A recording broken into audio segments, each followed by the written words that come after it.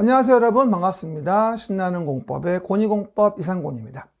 오늘 두 번째 시간인데요. 이 두 번째는 이제 우리 공법의 6가지 법에 대해서 어떤 흐름으로 구성이 되어 있는지 잠깐 보고요. 그리고 법마다 흐름하고 이제 용어에 대한 부분들, 앞으로 어떠한 신비의 세계가 펼쳐질지에 대한 부분에 흐름 잡는 시간을 좀 하겠습니다. 처음에 공부할 때는 이제 전체적인 숲이 얼만큼인지 어디만큼 왔는지를 모르게 되면 굉장히 답답해요. 그러다 보니 우리가 이제 그 범주를 좀 인지하고 뭐를 공부해야 할지에 대한 부분들에 대해서 우리가 확인해 간다라고 이해해 보시면 되거든요. 그럼 첫 번째가 이제 국토의 계획 및 이용에 관한 법률이라고 하잖아요. 제가 아까 설명드린 바와 같이 국토계획법이다 라고 하는 부분을 먼저 배우게 돼요. 그러니까 12문제라 전체 30%니까 당연히 8주 중에서 4주 정도 수업할 때 총론하면서 국토계획법까지 진도를 나가게 되거든요. 그리고 이제 항상 얘기하다시피 규제를 위한 방법은 뭐라 했냐면 제가 계획이라고 했어요. 그래서 여러 가지 광역도시계획이니 도시계획이니 그 도시에 만드는 계획에 대한 부분은 도시 기본계획이니 관리계획이니 하면서 각종 계획에 대해서 하나하나 배우게 돼요. 계획이 없으면 뭘 어떻게 규제할 기준이 안 쓰기 때문에 아까 1교시 얘기했다시피 계획을 만들면 꼭 뭐가 된다? 기준을 주기 위해서 규제에 대한 원칙이 있을 거 아니겠어요? 그래서 계획을 만들게 돼요. 그래서 우리가 계획이 나오면 항상 뭐라고 이해하자? 계획이 나오면 규제하는구나 라고 이해하시고, 그리고 규제하는데 이 계획을 어디에 만들어서 규제를 하지? 라는 걸 떠올려야 돼요. 그렇죠? 항상 계획이 나오면 규제하는구나. 그런데 어디에 만들어 규제를 하지? 라는 부분을 뭐다? 우리가 인식해 줘야 됩니다. 그래야지 뭘 규제하는지를 알 수 있게 돼요. 그렇죠? 한 번 더, 부동산 공법은 부동산을 공적으로 규제하는 법이에요. 근데 그 규제를 가할 때 오해하지 말 건 어디에 계획을 만드는지를 알면 무엇을 규제코자 하는지를 알 수 있게 돼요. 그렇죠? 그 부분이 바로 이 포인트가 되어지는 거죠. 그래서 내용들 봤고요. 그래서 그 내용 중에 뭐 서울시라는 도시에 대해서 규제를 가할 때 아까 얘기했던 뭐 개발 사업은 도시개발법에, 그 다음에 정비 사업은 뭐다? 도시 및 주거환경 정비법이란 정비법에, 서울시의 도시계획에 의한 규제에 의해 가지고 무엇을 규제할 거냐라고 한다면 이 많은 걸 규제하는데 그 중에서도 개발사업은 따로 도시개발법에서, 정비사업은 뭐다? 따로 정비법에서 규제를 해서 총 6개에서 12문제가 나오기 때문에 사실은 이 위에 있는 국토계획법의 패밀리 요 세 법에서가 24문제인 거예요. 그러니까 우리가 12문제에 뭐하죠? 6문제니까 이 국토계획법 관련된 패밀리가 거의 24문제라는 거죠. 40문제가 100점이니까 24문제면 한 문제당 2.5점이거든요. 그러면 24개만 맞추면 60점인 거야. 그렇죠? 그러니까 국토계획법, 개발법, 정비법만 끝내줘도 평균점은 나오네요. 시마이합니다. 그렇죠? 그럴 수는 없죠. 다 맞출 수가 있는 게 아니니까. 그렇죠? 그러다 보니 국토계획법, 도시개발법, 정비법에 대한 부분을 배우게 되고요. 그 다음에 건축과 관련된 건축법이라는 거 하고요. 건물 짓는 법. 그 다음에 주택단지 얘기했었죠. 30호, 3세대 이상 되어지는 주택단지 짓는 거 따로 배우고요. 그렇죠? 그래서 우리가 일반적인 건축물 건축은 건축의 허가라는 걸 받아서 건물 건축이 적법해 지는 거고, 그리고 30% 3세대 이상의 주택의 단지라는 것을 뭐가 된다? 만든다고 하는 것은 단순한 건축이 아니니까 사업계획 승인을 받아가지고 주택을 짓는다. 이렇게 이해할 수 있는 거죠. 그리고 두 문제가 나오는 뭐다? 농지법에 대한 것은 아까 얘기했다시피 농지를 누가 소유하고 이용하고 보존할 수 있겠는가 관련된 부분에 두 문제를 정리하는 게 농지법이라고 이해하시면 돼요. 뭐라고요? 농지법. 시작. 농지법. 누가 농지를 소유, 이용, 보존하겠는가. 어쨌건 소유 제한이 농지법의 핵심이죠. 아무나 가질 수 없다는 거. 요번에 뭐 개정돼가지고 뭐 주말 체험 용농을 위해서 농지를 소유하는 경우는 이제 농업진흥지역에 밖에서만 가능하고 농업진흥지역 안에서 이제 안 되거든요. 규제가 좀 더 세졌어요, 아무래도. 나중에 농지법 얘기할 때 하나 얘기하겠습니다.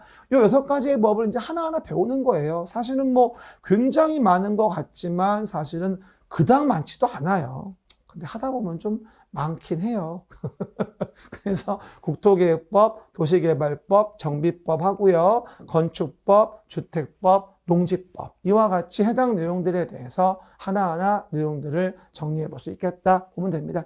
그럼 이제 첫 번째 법률, 국토의 계획 및 이용에 관한 법률. 시작. 국토의 계획 및 이용에 관한 법률이라는 부분을 우리가 하나하나 내용들을 정리를 해보게 됩니다. 그렇죠? 한번 말이 국토의 계획 및 이용에 관한 법률. 시작. 국토의 계획 및 이용에 관한 법률입니다. 그럼 한 번 더 얘기합시다. 이게 12문제가 나오는 이제 첫 번째 법률이 되어져요. 12문제가 나온 첫 번째 법률인데 일단 국토를 계획하자고 했어요. 그 이유는 뭐다? 또 한 번 얘기하면 규제하기 위해서. 국토를 계획하자. 규제하기 위해서, 이용을 규제하기 위해서. 그걸 정한 법이 국토의 계획 및 이용에 관한 법률이 되어지겠죠. 국토를 계획하자, 이용을 규제하기 위해서. 시작. 국토를 계획하자, 이용을 규제하기 위해서 이걸 우리가 국토의 계획 및 이용에 관한 법률이라고 합니다. 됐죠? 그럼 일단 아까 설명한 바와 같이 국토를 계획하는 건 계획을 하는 건데 국토가 너무 넓어서 한꺼번에 국토를 계획하는 게 어렵다고 얘기했었죠. 그래서 전국의 국토를 이루는 기초 단위별로 계획을 만들면 어떨까라고 이제 머리를 굴린 거죠. 그래서 이제 국토를 계획할 때 단위별로 계획하자고 해서 도시마다 좀 계획을 해보자. 그래서 우리가 이제 머리를 쓴 게 도시마다 계획을 해보자는 게 바로 도시계획이었던 거예요. 도시계획. 그럼 실제는 국토를 계획하는 게 아니라 서울특별시이면 뭐가 되죠? 서울시. 인천광역시이면 뭐하죠? 인천광역시. 부산이면 부산광역시. 성남시이면 성남시. 가평군이면 가평군. 이런 식으로 각각의 특별시, 광역시, 세종특별자치시, 제주특별자치도, 시군의 관할구역에 대해서 우리가 도시의 계획을 만들게 됩니다.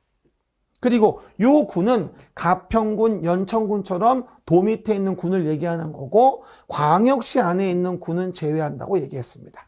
앞에서 얘기했죠? 광역시의 군을 제외하는 경우 등도 있다고. 그렇죠? 왜냐하면 인천광역시가 별도로 계획을 만들어 주니까 도시계획을 강화군, 옹진군의 광역시 군수가 또 만들 필요는 없는 거죠. 그렇죠? 그래서 우리가 도시라는 거를 단위로 계획을 하자라고 설명을 드리게 되고 그 도시를 단위로 우리는 관할구역 단위로 계획을 만들게 되는데 이걸 도시계획이라고 하는 거예요. 전국에 200여 개, 지자체만 따지면 160여 개 도시마다 다 도시마다 계획을 만들어요. 그럼 서울이면 서울시란 도시에 대해서 서울시장이 도시계획을 만들어 규제를 가하는 거죠. 그러면 도시마다 다 뭐가 된다? 전국의 도시가 계획을 만드니까 다 모이면 국토가 되어지는 거예요. 그래서 국토를 계획한다는 것은 실제적으로는 국토를 직접 계획하는 게 아니라 도시 단위로 계획해서 규제를 가하는 거구나 라고 이해하시면 되고 우린 1년 내내 뭘 배운다? 이런 도시를 계획하는 걸 배우게 되는 겁니다. 그렇죠, 여러분? 그러면 봐봐요. 그 도시에 대한 계획을 만들자. 그럼 봐요. 서울시란 도시는 넓어요? 됐다 넓어요? 질문이 어렵나요? 서울시란 도시는 됐다 넓어요. 넓으니까 한 번에 도시를 계획하는 게 어려워요. 그래서 어떻게 하냐? 도시에 기본 계획이라는 걸 먼저 만들어서 밑그림을 먼저 그려요. 스케치한다고 이해하시면 돼요. 인구 배분 어떻게 할지, 도로축은 어떻게 놓을지 이런 거에 기본적인 틀을 설계하는 거죠. 도시를. 이걸 기본 계획이라고 해요. 그리고 기본 계획에 맞게 도시를 관리하기 위해서 이제 구체적으로 계획을 만들어요. 그러니까 기본 계획이 스케치라고 한다면 관리 계획은 본그림이라고 이해하시면 돼요. 그러니까 서울시란 도시에다가 기본계획이라는 스케치를 바닥에 하고 그 스케치에 맞게 그 위에 도시를 앉히는 거예요. 그 앉히기 위해서 구체적으로 도시를 관리하고자 계획을 만드는 걸 도시관리계획이라고 하는 거죠.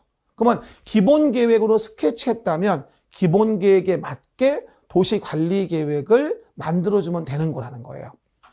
그러니까 결론은 뭐가 될까요? 서울시에 만드는 도시계획은 도시의 기본계획으로 스케치를 하게 되고 그 기본계획은 뭐라고 나오죠? 종합계획으로 관리계획을 만들 때 지침이 되죠.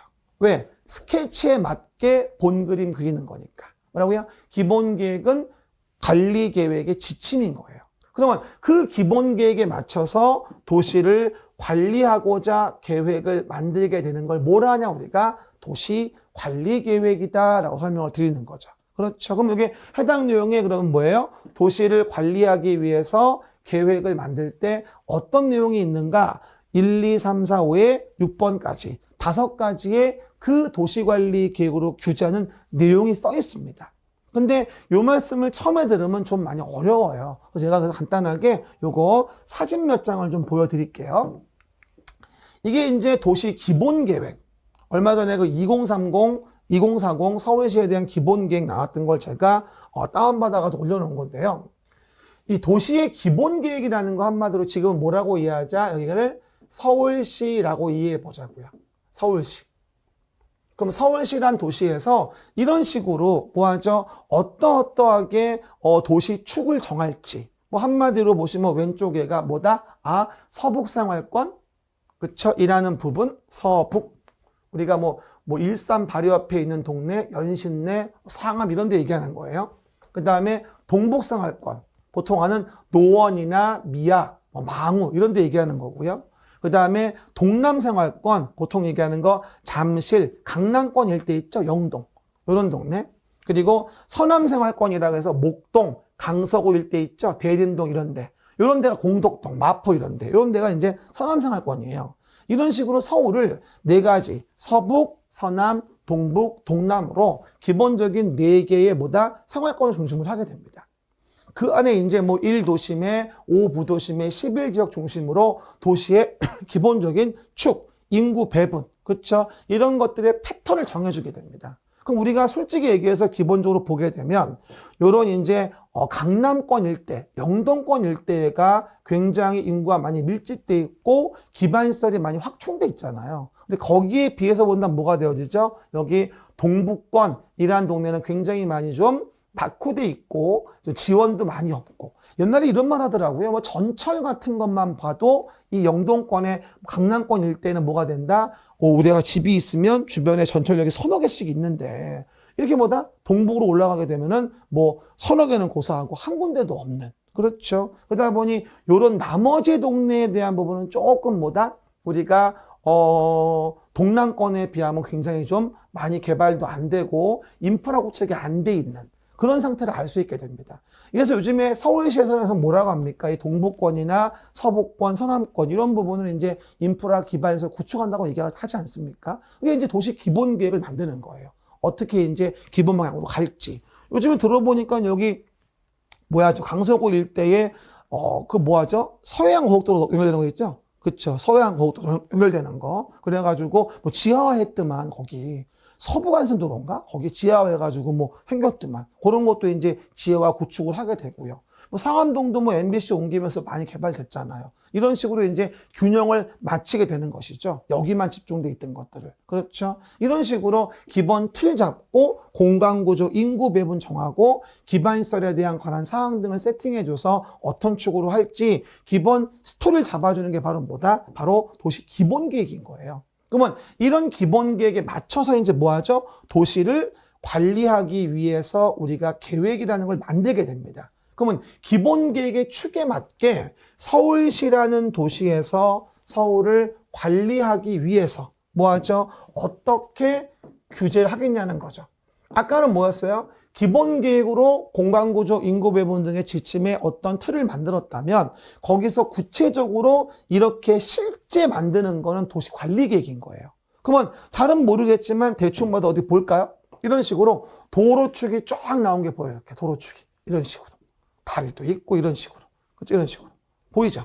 그러면 도로, 여기는 뭐다? 체육관, 뭐 공원, 이런 것들. 이와 같이 기반시설이라는 것을 뭐라고요? 도로 등의 기반시설을 실제적으로 뭐하자? 설치하자. 그리고 정비하자. 그리고 뭐하죠? 개량하자. 이런 것을 구체적으로 도시를 관리하고자 계획을 만들게. 아까 기본 계획의 지침대로, 그 라인대로. 그렇죠? 그럼 기본 계획은 이런 도시 관리 계획 만들기 위해 아까 앞에서 봤죠? 스케치에 불과한 거죠. 그렇죠? 그러면 이 기반시설을 어떻게 설치하고 정비하고 개량할지 이걸 이제 하나하나 배우는 게 바로 국토계획법의 첫 번째 절차인 도시관리계획의 내용이 되어지는 거예요. 첫 번째가 바로 기반시설의 설치, 정비, 개량인 거죠. 아마 3번에 써 있을 거예요. 도시관리계획 내용으로 본다면 우리 8페이지 오른쪽에 보시면. 그렇죠, 여러분? 이 내용들. 또 하나, 여기 보시면 대충 봐도 녹지 공간이 있죠. 녹지 공간. 이런 식으로 토지의 용도를 정해주는 제도가 있어요. 그러면 도시를 관리할 때 서울시장이 도시를 관리하고자 할 때 가장 관심 있게 가는 게 뭔지 아십니까? 정하는 게 토지의 용도를 뭘로 쓸지 그 토지의 용도를 정하게 되는데 그 토지의 용도를 우리 뭐라 하냐면 용도 지역이란 말을 써요. 8페이지 오른쪽 노란 색깔에 보시면 우리가 도시관리 계획의 1번의 용도 지역이란 말이 보일 거예요. 그러면 이 용도 지역은 앞으로 배우겠지만 도시 지역도 있고 관리 지역도 있고 농림 지역도 있고 자연환경 보전 지역도 있거든요. 그럼 우리가 보통 거주하는 곳은 대부분 도시 지역이에요. 인구와 산업이 밀집되어져 있는. 서울은 전체가 도시 지역이에요, 사실은요. 그렇죠. 그럼 이와 같이 도시 지역이 있고 도시 지역 안엔 또 다시 뭐가 되어 있냐? 이 안에는 주거 지역이니 상업 지역이니 공업 지역이니 녹지 지역이니 이런 식으로 다시 또 분리가 되어져요. 나중에 좀 이따가 제가 또 용어 볼 때 다시 말씀을 드릴 거예요. 지금은 뭔지만 이해하세요. 그러면 서울시에서는 서울시장이 도시를 관리하기 위해서 계획을 만들어 용도 지역이라는 걸 정해서 토지 이용 행위를 규제하겠다는 얘기예요. 그럼 우리는 도시 지역에 주거 지역에 토지가 있으면 집을 질 수 있는 거고 도시 지역에 여기 중구 명동처럼 상업 지역에 땅이 있다고 한다면 아주 마천루처럼 높은 건물도 질 수 있는 거고 꽉 채워질 수도 있는 거고 그 다음에 공업 지역인 도시 지역이라고 한다면 공장 질 수 있는 거고 여기 남산처럼 녹지 지역인 도시 지역이라고 한다면 건물 못 짓고 나무만 심으라고 하는 거죠. 이런 식으로 내 토지가 무슨 용도 지역이냐라는 걸 정하는 게 바로 서울시의 도시관리계획의 아주 중요한 첫 번째 내용이 되어지는 거예요. 그렇죠? 그러다 보니 용도 지역이 뭐냐는 것은 내 개개인 재산 가치에 현저한 영향을 주는, 지대한 영향을 주는 뭐다? 내용이 되어지는 거죠. 대부분의 중개사 수험생분들이 이제 뭐 언배던배 들은 내용만 가지고 아 이런가 보다 했는데 이 원리를 듣고 나면 야 서울시에서 만드는 도시를 관리하고자 만드는 계획이 정말 내 재산가치 형성에 중요하구나라는 걸 나중에 보통 인지를 하게 됩니다. 우리 도시관리계획 모르고는 중개업을 할 수가 없어요. 그래서 꼭 좀 인식해 주시면서 우리가 확인해 줄 내용이 있고요. 앞으로 이제 하나하나 설명을 드릴 내용들이에요. 하지만 우리가 관리지역이니 농림지역이니 자연환경 보전지역은 도시지역이 아닌 용도지역이기 때문에 관농자의 도시 외의 지역은 토지 이용이 거의 어려운 땅들이에요. 알겠습니까? 뭐 녹지는 도시지만 주상공의 어떤 숨통을 넓히기 위해서 필요한 녹지인 거고 관농자는 말 그대로 보전을 위한 거거든요. 도시 외의 지역은. 나중에 또 자세히 말씀을 드릴 겁니다. 그리고 보시는 바와 같이 뭐 이런 동네가 뭐 주거지역일 때 아니겠습니까? 이렇게 주거지역일 때. 그러면 아파트도 지어져 있고 무슨 뭐 여긴 상업지역일 때 뭐 상가 같은 것도 있고 뭐 이런 식으로 동네가 계획이 되는 거예요. 그러니까 여러분이 상업지냐 뭐 주거지냐 뭐냐 이런 식으로 우리가 알게 되고 거기서 어떤 규제를 받는지를 알게 되는 거란 얘기죠. 다 뭘로 하는 거다? 서울시에 대해서 서울시장이 도시를 관리하고자 계획을 만들어 규제를 가하는 거다. 솔직히 말하죠. 요 박스 안에 있는 도시관리계획 있지? 이걸 공부하는 게 솔직히 우리 1년 동안의 공부량이에요. 그죠? 이것만 이해했다면 우리가 알아야 될 내용 등은 일사천리로 쫙쫙쫙쫙 진행될 수 있어요. 근데 이걸 모르면 뭘 봐야 할지, 뭘 물어보는지, 뭔지 이해할 수가 없는 거죠. 그렇죠? 그 부분을 좀 이해해 보시고요. 그리고 해당령에서 이제 뭐다? 용도, 지역도 정하고, 나중에 얘기합니다만 지역만 가지고 규제가 안 되면 지구도 정하고, 지역, 지구만 가지고도 안 되면 구역도 정하고, 이런 식으로 용도, 지역, 용도, 지구, 대표적으로 개발 제한 구역 같은 용도, 구역도 정하고, 이런 식으로 뭐다? 우리가 지역, 지구, 구역을 정해서 토지 이용 규제를 가한다고 이해하시면 돼요. 사실은 용도 지역이 도시 지역이지만 도시 지역만 가지고 규제를 완성할 수는 없잖아요. 도시 지역에는 뭐 문화재도 있고 남대문도 있잖아. 그러면 도시 지역은 개발만 한다면 그런 문화재 보호할 수 없죠. 그럼 지역만으로 규제가 안 되니까 그 지역의 제한을, 행위 제한을 덧대어 주는 걸 용도 지구라고 해요. 용도 지구는 뭐 이제 또 배우겠습니다만 그 지역의 제한을 완화하는 거죠. 만약에 아무리 도시 지역이어도 문화재를 보호하기 위한 보호지구를 정했다면 거기는 뭐다? 당연히 문화재 때문에 개발을 못하는 거예요. 그리고 뭐 도시 지역이다, 문화재 보호지구다, 거기다가 뭐까지? 여러분 아시는 그린벨트, 개발 제한 구역까지 정해진다면 아무리 도시 지역이어도 꼼짝 마라 개발을 못하는 겁니다. 즉 구역은 지역, 지구의 제한을 완화하기 위해서 더 제한을 덧대는 걸 용도 구역이라고 해요. 여러분이 많이 아시는 게 바로 개발 제한 구역 같은 거예요. 우리 뭐 그림 자료에도 동그라미 이번에 써 있잖아요. 개발 제한 구역. 그린벨트라고 많이 부르는 거죠. 그렇죠? 그 얘기들. 그래서 우리가 용도 지역, 용도 지구, 용도 구역을 정하는 게 다 뭐다? 도시를 관리하기 위해서 계획하여 서울시장이 정하는 걸 우리가 도시관리 계획으로 규제한다고 이해하시면 돼요. 됐죠? 그 얘기들 됐고요. 그리고 나서 이제 아까 봤듯이 이제 뭐 기반 시설을 설치, 정비, 개량한다라고 했죠. 도시관리 계획으로 계획해 규제. 그럼 봐봐요. 만약에 내 토지가 여기 있었어요. 내 토지 여기 있었어요. A. 그러면 내 토지가 도로가 된답니다. 그럼 여러분 같으면 아무 계획상 규제가 없는데 내 토지를 순수하게 사업을 진행한다는 놈한테 싸게 내줄 리가 있을까요? 아니면 비싸게 돈 받아 먹으려고 할까요?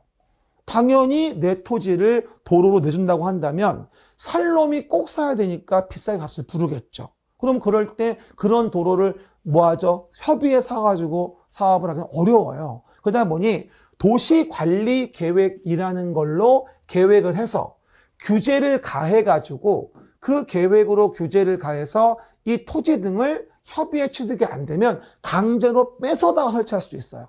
그 강제로 뺏어다가 하는 걸 강제 취득인 수용이란 말을 써요. 아마 들어봤을 거예요. 사회생활 하다가. 그러면 그 수용에 대한 부분이 이루어지는 것도 다 뭐다? 이런 근거가 있어서 계획으로 규제를 가해서 가능한 거지 아무렇게나 할 수 있는 건 아니라는 거죠.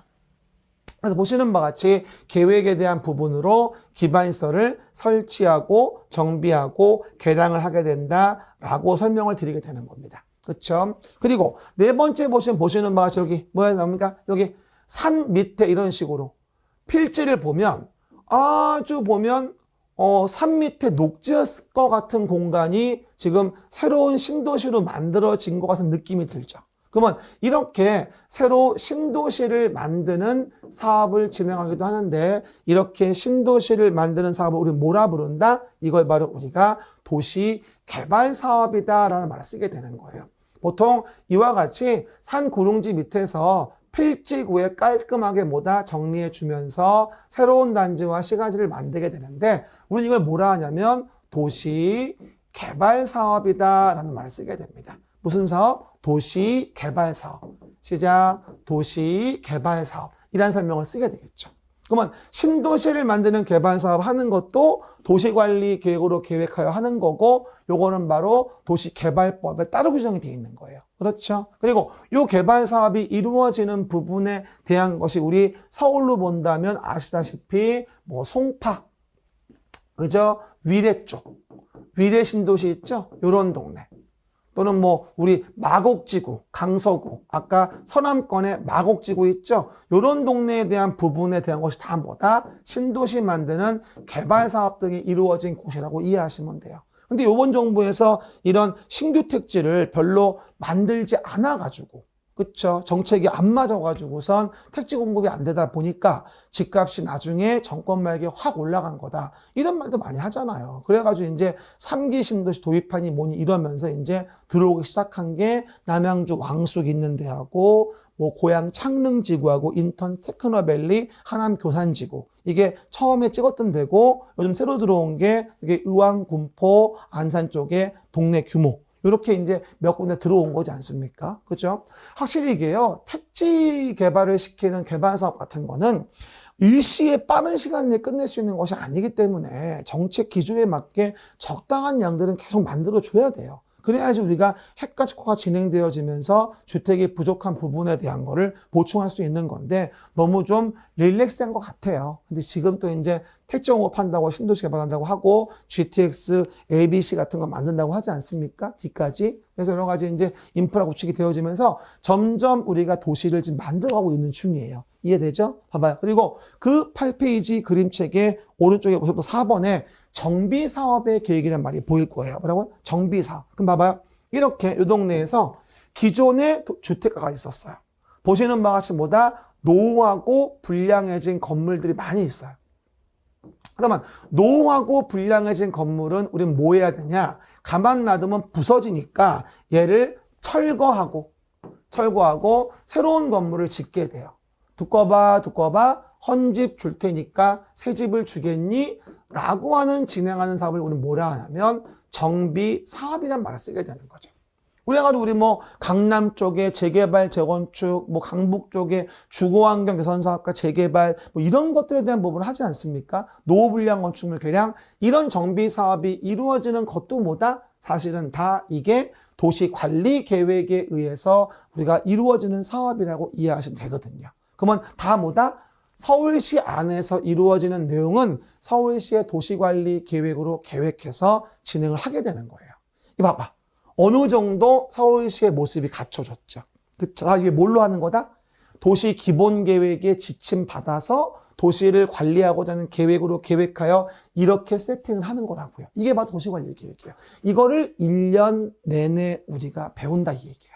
알겠죠? 그 얘기들. 그래서 보시는 바와 같이 이루어지게 되고 또 마지막 6번에 써져 있는 입지 규제 최소 구역은 그 입지 규제 최소 구역도 용도 구역 중에 하나입니다.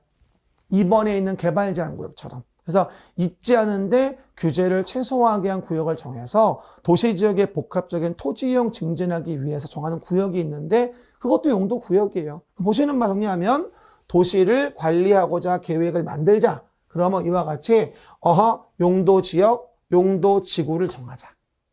행위 제한을 가하려고 토지 이용에 대해서. 그 다음에 개발 제한 구역 등의 용도 구역을 정하자. 그 다음에 기반 시설을 설치, 정비, 개량하기 위해서 계획을 만들어 규제하자. 그러면 그 뭐다? 만들어진 도로에 대한 부분은 뭐라 이해할 수 있다? 그러면 도시 계획 시설이라 할 수 있겠다.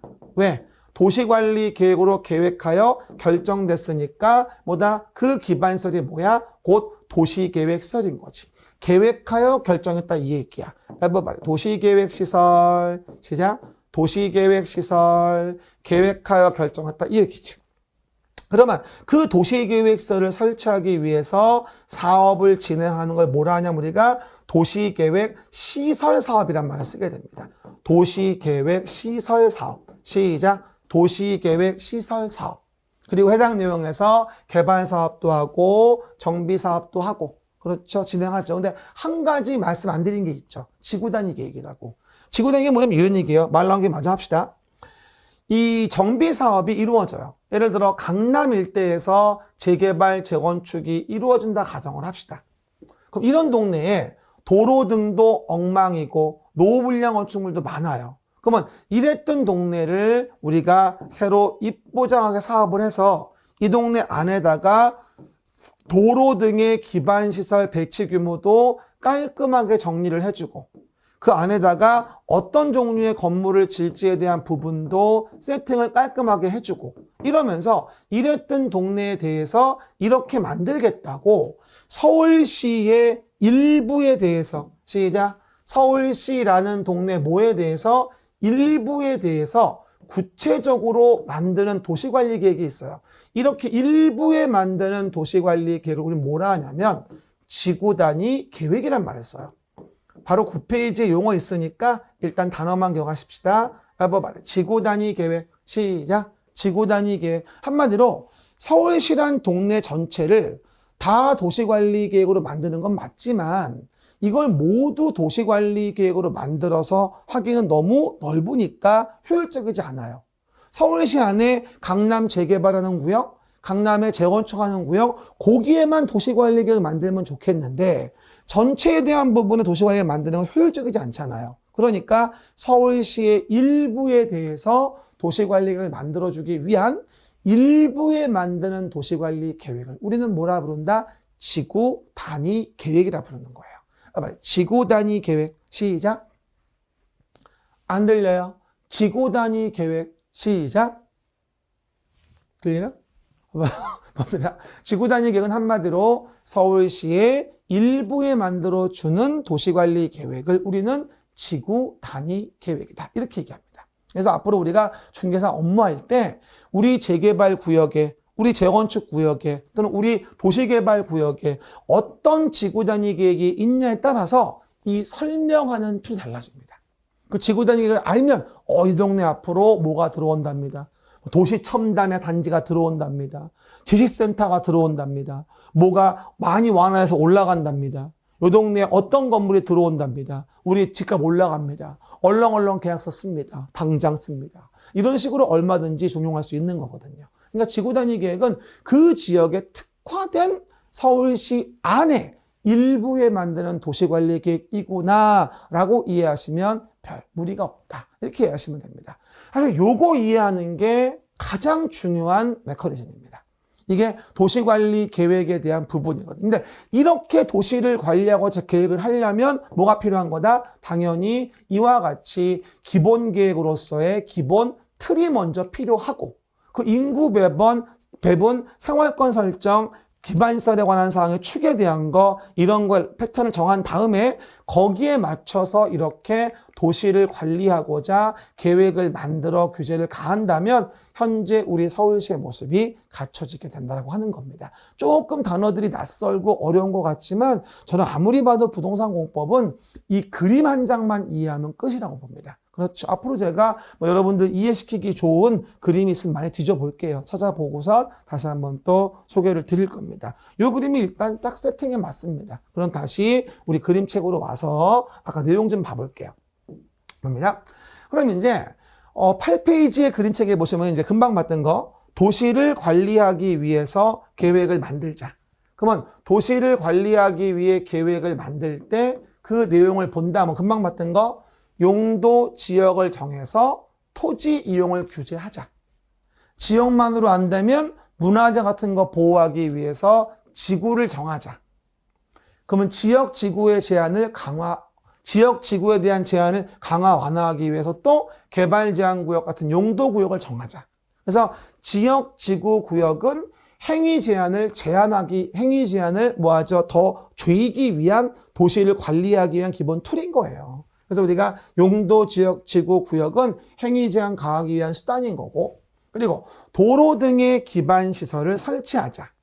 그러면 도시관리 계획으로 계획하여 결정해야 되니까 이건 기반 시설을 설치 정비 개량하는 것도 도시관리 계획의 내용이죠. 그래서 우리가 아까 그림 설명한 바와 같이 이 기반 시설에 도시관리 계획의 결정이 있게 되면 이걸 뭐라 불러 우리가 도시관리 계획으로 계획했다 해서 이걸 도시계획 시설이라 부르는 겁니다.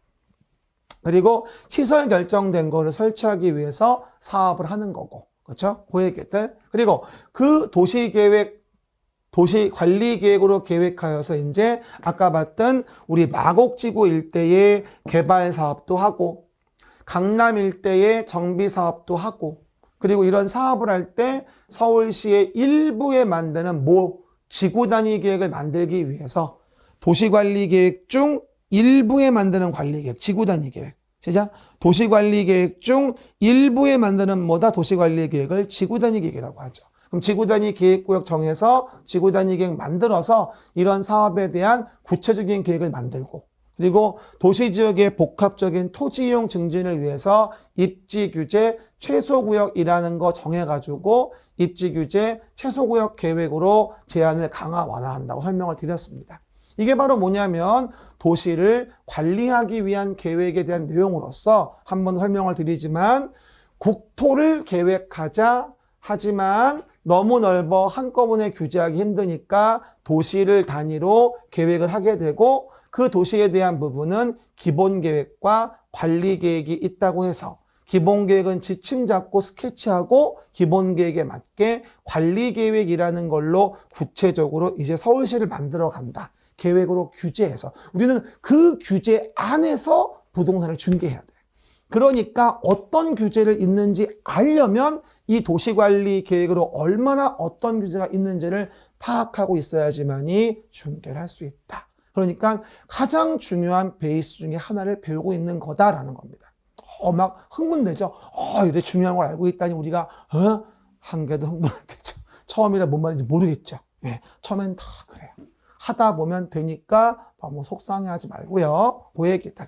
근데 한 가지 something wrong이 있습니다. 뭐냐면 도로 등에 이제 기반시설을 만들잖아요. 만들긴 만드는데 이렇게 서울시의 안쪽에 있는 경우면 서울시의 도시관리 계획으로 계획하여 정하면 돼요. 뭐라고요? 서울시의 도시관리 계획으로 계획하여 정하면 되겠죠. 근데 문제는 이게 이와 같이 여러 도시에 이렇게 걸쳐져 있는 길들이 존재할 수도 있다는 거예요. 그죠? 이렇게 여러 도시에 걸쳐져서 도로가 있다면 이런 길은 서울시 혼자 감당할 수 있는 것이 아닌 거예요. 여러 도시에 걸쳐져 있는 길들은 서울시 혼자 감당할 수가 없거든요. 모든 걸 서울시 혼자 할 수는 없는 거니까. 그렇죠? 하겠네요. 보시면. 그러다 보니 이렇게 여러 도시에 걸려져 있는 길은 뭐라 하냐면 기반시설 중에서도 우리가 광역시설이란 말을 쓰게 됩니다. 뭐라 한다? 광역시설. 그러니까 사실은 항상 보면 제가 얘기하듯이 공법은 어느 지역에 어느 위치에 어떤 상태에 무엇을 하는지를 봐야 돼요. 같은 도로여도 다른 거예요. 그러면 일반적인 도로 같은 거다라고 한다면 뭐가 돼요? 그냥 서울시의 기반시설. 그죠? 그리고 그 기반시설을 도시관리 계획으로 계획하여 결정했다면 그건 도시계획시설. 하지만 그 기반시설로서의 도로가 여러 도시에 걸쳐져 있다면 이건 광역시설. 됐죠? 그러면 이런 광역시설은 당연히 뭐가 되죠? 서울시 혼자 감당할 수 있는 게 아니라는 거예요. 뭐라고요? 서울시 혼자 감당할 수 있는 게 아니죠. 그럼 당연히 이런 광역시설은 체계적으로 정비하기 위해서는 뭐부터 하자? 광역계획권. 요걸 묶어서 광역계획권이라는 걸로 먼저 잡아주자 이 얘기야. 광역계획권으로. 그리고 그 광역계획권 정해진 곳에 장기발전 방향을 제시하기 위해서 광역도시 계획이라는 걸 만들어주자. 이게 바로 광역도시 계획이에요. 여러분 읽을 때 잘 읽어야 돼요.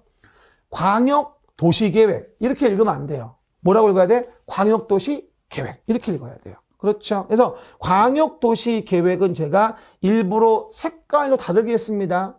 광역도시계획은 파란색이고 도시계획은 노란색이에요.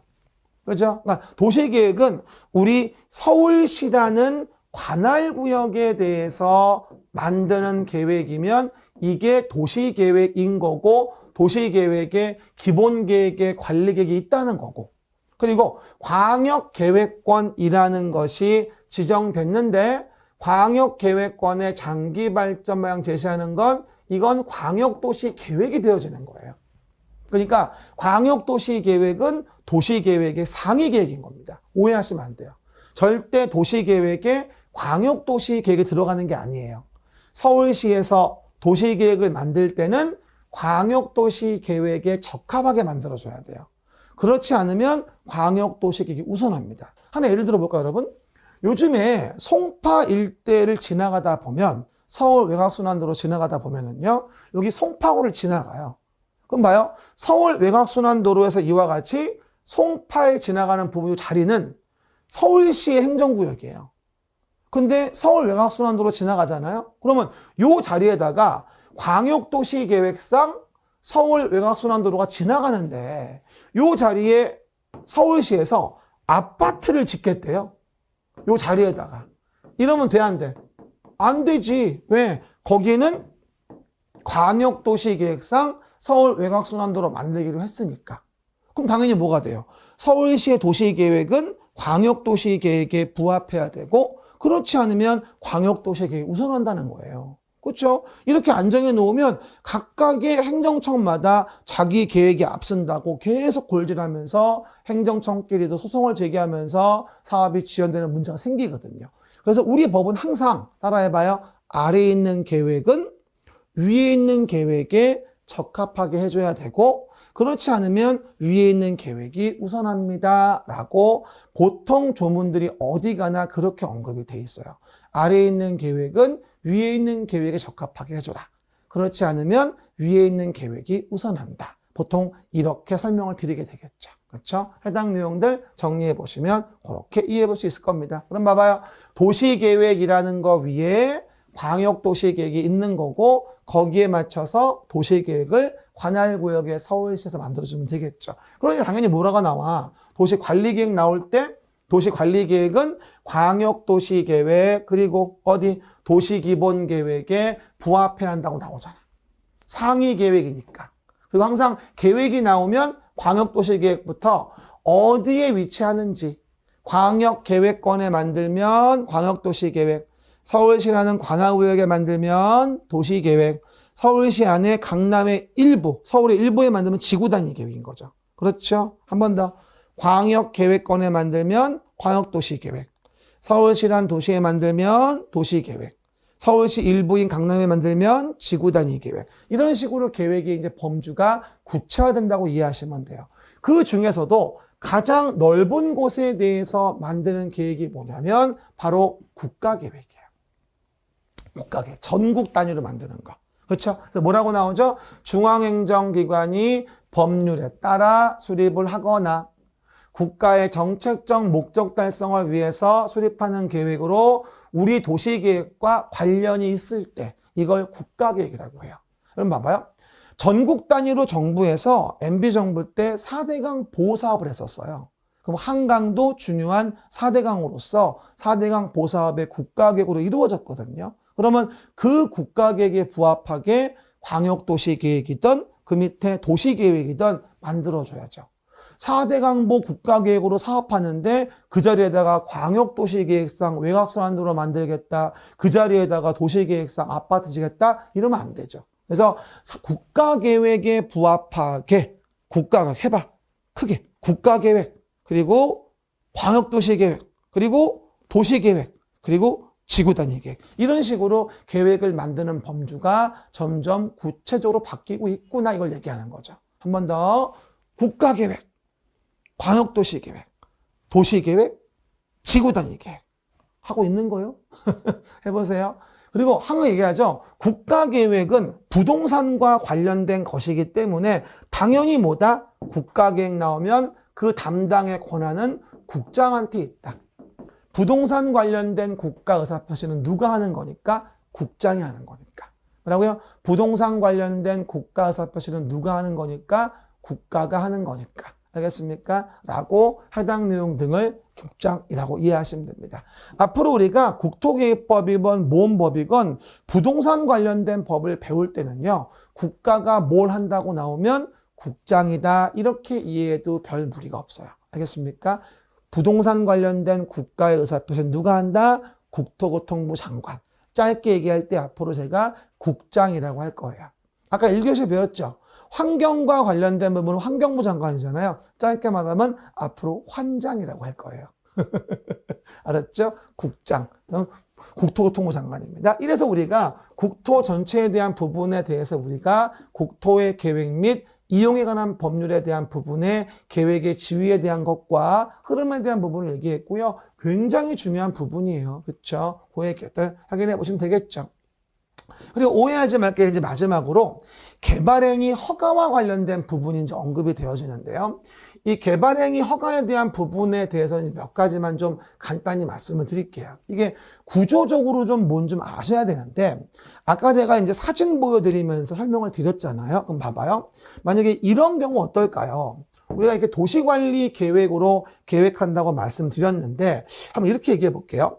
제가 일단 도시계획 사업이라고 말씀을 드려요. 그러니까 도시관리 계획으로 계획하여 하는 사업을 뭐라 하냐면 도시관리 계획으로 계획하여 사업한다 해서 우리가 이걸 도시계획 사업이란 말을 쓰거든요. 그럼 도시계획 사업 다 아까 얘기했어요. 뭐라 첫 번째? 일단 도로 등의 도시계획에 시설을 설치하기 위한 사업.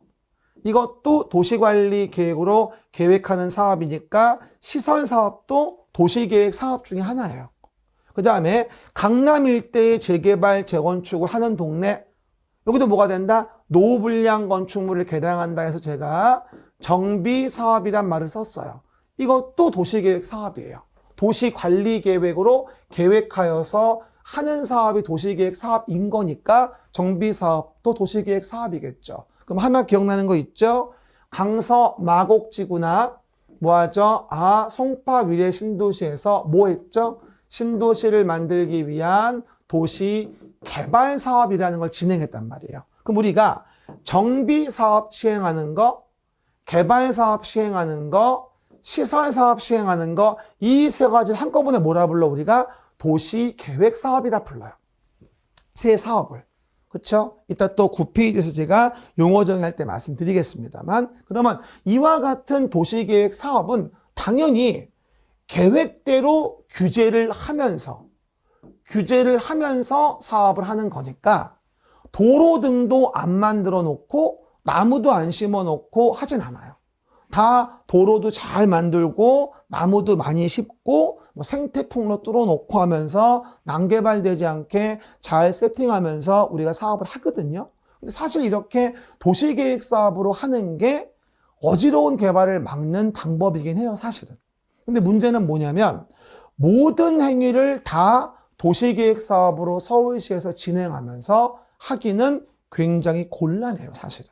모든 행위를 다 도시계획 사업으로 하기는 곤란한 거죠. 그럼 우리가 도시계획 사업으로 하지 못하는 것도 있다는 거죠. 여러분도 솔직히 지금까지 뭐 40인생, 50인생 살아오시면서 뭐 모든 게 계획대로 됐습니까? 아니잖아요. 그렇죠? 하다 보니까 여기까지 온 거고. 누가 중개사 공부할지 설마 알았어요? 몰랐잖아요. 나도 몰랐어요. 내가 강사할지도. 그렇죠? 20년 전까지는 몰랐죠. 그러다가 하다 보니 지금까지 온 거잖아요. 계획대로 다 되는 건 아니고 모든 걸 계획해서 하는 것도 아니라는 거죠. 그럼 만약에 이런 도시계획 사업이 이루어지지 않는 동네인데 만약에 여기서 일정하게 개발 행위를 한다고 가정을 해보자고요. 건물을 쳐요. 그러면 이 건물 같은 걸 짓는 개발 행위라는 걸 한다 가정을 해보잔 말이죠. 그러면 요 A의 개발 행위는 그러면 도시계획 사업은 아니잖아. 근데 건물을 짓대잖아. 그러면 도시계획 사업처럼 계획으로 규제를 받지 않으니까 도로를 설치하건 말건 나무를 심건 말건 A는 규제를 안 받을 거 아니겠어요? 그러면 말 그대로 도시계획 사업에 의하지 아니하는 개발 행위에 대한 부분은 어지러운 개발이 될 위험이 상당히 높아요. 그러면 난개발을 방지해야 되니까 개발행위 할 때마다 뭘 받아라? 허가를 받아라 라고 설명을 드리는 걸 우리는 뭐라 하냐면 개발행위 허가란 말을 쓰게 됩니다. 뭐라고요? 개발행위 허가. 한마디로 도시계획 사업에 의하지 않은 행위를 우리는 뭐라 하냐면 개발행위라고 해요.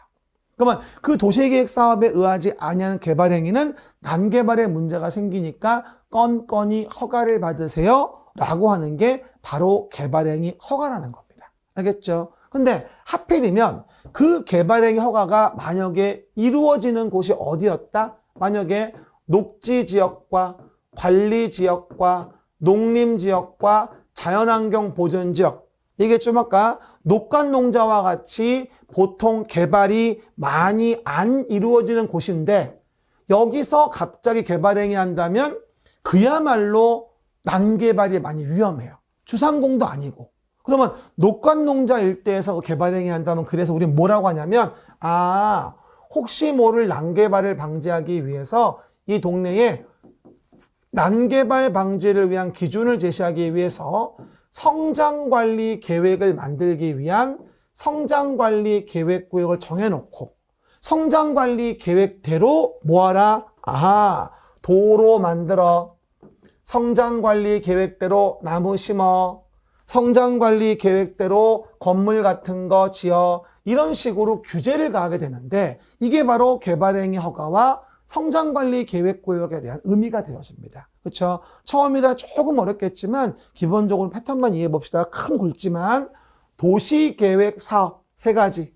도시계획의 시설사업, 도시개발사업, 정비사업이 있어요. 그러면 이런 도시계획 사업은 계획대로 규제를 가하니까 난개발이 안 생기겠지만 그 도시계획 사업에 의하지 아니하고 하는 요 A의 개발행위 같은 경우는 난개발될 위험이 커요. 계획상 규제를 가하는 게 아니라 그래서 요 A의 개발행위 할 때는 건건히 허가를 받는데 특히나 개발이 많이 이루어지지 않았던 동네인 녹간농자 일대에는 뭐가 된다? 난개발이 더 위험하니까 성장관리 계획구역을 정하고자 할 때 성장관리 계획을 만들어서 여기서 개발행위 하고자 하는 자에게는 도로 넓혀, 나무 심어, 별도의 기준을 따로 만들어요. 그게 성장관리 계획이에요. 거기에 맞춰서 해야만 도시계획 사업에 의하지 않은 개발행위가 난개발을 막을 수 있는 거니까. 그렇죠? 설명 잘 듣고요. 그 의미 이해해 보십니다. 그러면 이제 9페이지 오른쪽 밑에 보시면 개발행위 허가의 의의가 나올 겁니다. 그러면 개발행위 허가의 의의, 첫 번째 키워드, 도시계획 사업에 의하지 않은 행위. 시작. 도시계획 사업에 의하지 않은 행위는 난개발 방지를 위해서 허가를 받아라. 이 개발행위 허가예요. 그리고 거기서 특히나 녹간농자 일대에 대해서는 보통 개발이 많이 안 생기는 동네인데 이런 나무만 심어진 곳에 갑자기 개발이 이루어지면 갑자기 난개발이 모이게 되니까 이런 동네는 성장관리 계획구역 정하고자 할 때 성장관리 계획을 만들어가지고 거기에 맞춰서 도로도 넓히고 거기에 맞춰서 나무도 심고 거기에 맞춰서 건물을 짓도록 규제를 가하는 걸 우리는 성장관리 계획이란 말을 쓰게 되는 겁니다. 그래서 기본적으로 해당 내용 이해하시면 되고 그리고 이와 같은 개발행위와 관련된 부분에 대해서 우리가 기반시설을 또 강제로 설치하게 하는 개발밀도관리구역과 기반시설 부담구역이라고 하는 목적성 구역을 또 별도로 배우게 됩니다. 하지만 오해하지 말 건 큰 그림부터 여러분 이해해 볼까요? 그러면 현재 요 8페이지 그림책 그림에서요. 요 내용, 요거는 도시계획과 관련된 거고요. 요거는 뭐다? 도시계획 관련된 것이고 이건 도시계획과 관련되지 않은 겁니다. 요 두 가지는 다른 내용이니까 그 섹터를 혼동하지 말고 라인을 잡아주면 되겠습니다. 됐죠? 그럼 다음 페이지 용어 몇 개 보고 싶도록 하죠. 그럼 이제 우리가 지금까지 제가 사진 보여주면서 하나하나 설명을 드린 국토계획법의 용어와 관련된 부분이 언급이 되어집니다. 그럼 아까 얘기했던 거 서울시의 일부에 만드는 계획 뭐라 한다? 지구단위 계획. 그렇죠. 서울시 전부에 만드는 관할구역에 대한 계획은 도시관리계획이죠. 그죠? 그래서 지구단위 계획이라고 한다면 도시계획의 수립대상 지역의 일부, 시작. 도시계획의 수립대상 지역의 일부라고 하죠. 그래서 우리가 이 말씀을 드려요. 도시계획의 수립대상 지역의 일부라는 말은 서울시의 일부다 이런 얘기예요. 서울시의 일부. 아까 정비사업할 때 일부에 만드는 관리계획 기억나죠? 일부에 대해 토지 이용을 합리화하고 기능을 증진시키며 미관을 개선하고 양호한 환경 확보한다. 그 지역을 체계적 계획적으로 관리하기에 수립하는 봐봐요. 도시군 관리계획의 내용 중 지구단위 계획이 있는 거예요. 그래서 도시계획, 수립 대상 지역의 일부에 대해 수립하는 계획. 이걸 뭐라 한다? 우리가 지구 단위 계획이라고 하는 거죠. 그리고 내용에서 그 용도 지역과 지구와 구역도 정해서 토지 이용을 규제한다고 설명을 드렸었죠, 아까? 그러면 용도 지역의 정의는 뭐다? 아까처럼 도시지역, 관리지역, 농림지역, 자연환경 보전지역에 도관, 농자가 있는데요. 자세한 건 뒤에 가서 얘기하지만 토지 이용 규제를 위해서 서로 중복되지 아니하게 시작. 서로 중복되지 아니하게 도시 관리 계획으로 결정된 지역을 우리는 용도 지역이라고 하고, 그리고 용도 지구는 지역의 제한을 강화 완화하기 위해서 시작. 지역의 제한을 강화 완화하기 위해서 지구를 정해. 아까 기억나시죠? 동네가 도시지역이었는데 문화재를 보호할 방법이 없다. 도시지역은 문화재 보호 목적이 없으니까. 그럼 여기는 용도 지구를 별도로 정해서 문화재를 보호하기 위한 지구를 덧대게 됩니다. 이걸 용도 지구라고 하죠. 지역만으로 규제가 완성이 어려우니까. 그럼 용도 구역은 뭘까요? 용도 구역은 우리가 지역 지구라는 것을 정했는데 지역 지구만으로도 규제 완성이 어려우면 거기다가 용도 구역이라는 걸 정한다는 얘기예요. 그래서 우리가 용도 지역하고 지구가 존재했고 그 용도 지역 지구에 불구하고 개발 제한 구역 같이 용도 구역을 더 정해서 3차적인 규제를 더 가한다는 얘기예요. 그럼 뭐 도시 지역이었다, 보호지구이었다, 거기에 개발 제한 구역이었다. 그럼 이 부분은 뭐다? 개발 제한 구역 규제가 더 받는 거죠. 그러니까 사실은 이용 규제가 굉장히 심해지는 거라고 이해하시면 되겠죠. 그리고 중복되지 않게 하라는 말은 뭐라고요? 중복되지 않게 하라는 말은 유일하게 뭐다? 용도 지역만 중복되지 아니하게니까 나머지는 중복 규제는 없어요. 그렇죠? 용도 지역은요, 사람으로 친다면 남성, 여성 같은 거예요. 쉽게 얘기하면 토지에 대해서. 그렇죠? 그러니까 봐봐, 내 몸이 남성이에요. 그럼 남성에 맞게 이 몸이 용도 지역에다가 속옷도 입고 겉옷도 입죠. 용도 지구.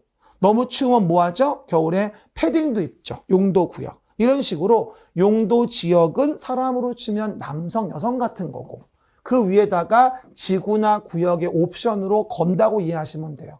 그러니까 남성이면서 여성인 사람은 존재할 수 없잖아요. 그러니까 용도 지역은 서로 중복될 수 없다는 거야.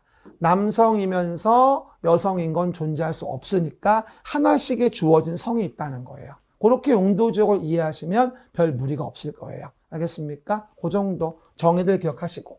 그 다음 가운데에 기반시설 종류. 아까 제가 사진 보고 매번 얘기했던 거 기반시설의 종류인데요.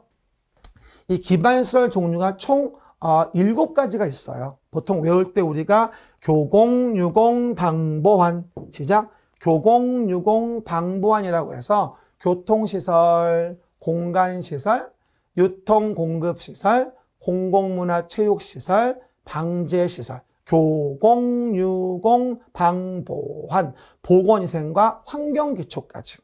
미안해요. 방법이 없어요. 외워야 돼요. 그래서 교공, 유공, 방보환. 시작. 교공, 유공, 방보환. 그냥 외워요. 일단 교공, 유공, 방보환.